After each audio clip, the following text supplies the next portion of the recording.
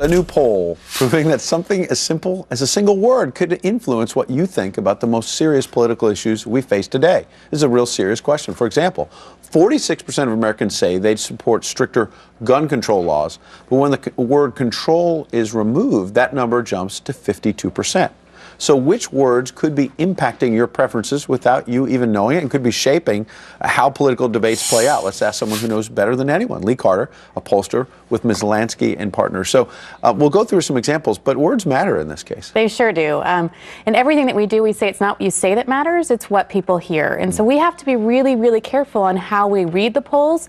And then pollsters are looking for ways to change, because you might say, in theory, I agree with something, but there's so many words laden with baggage, like gun control, like welfare. You can go through these things and you might just have sudden images in your head of what these things mean. So it can twist the debate as well. So let's walk through some of those examples.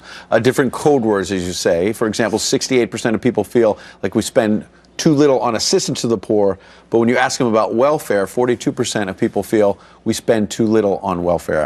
Explain that disparity there. So welfare is one of those terms that also is laden with baggage. When you say the word welfare, people hear something totally different. When you talk about assistance to the poor, that's something that'll tug on your heartstrings. You have a totally different image. Even though they mean the same exact thing, you can have a totally different result. What about environmental issues? This is big. The president just rejected the Keystone Pipeline. Talk about that.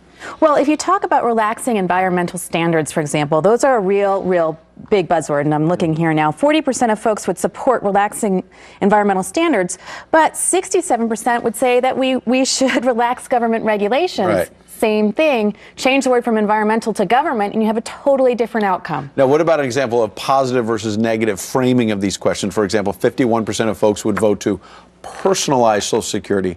34% would vote for privatizing, because Democrats, when President Bush, I remember, brought it up, they turned privatizing Social Security into a dirty phrase. Absolutely. Privatizing, to one thing, is all about the institution. Personalizing is all about me. And so I'm going to have a totally different feeling, a totally different answer when you talk to me about personalizing versus privatizing.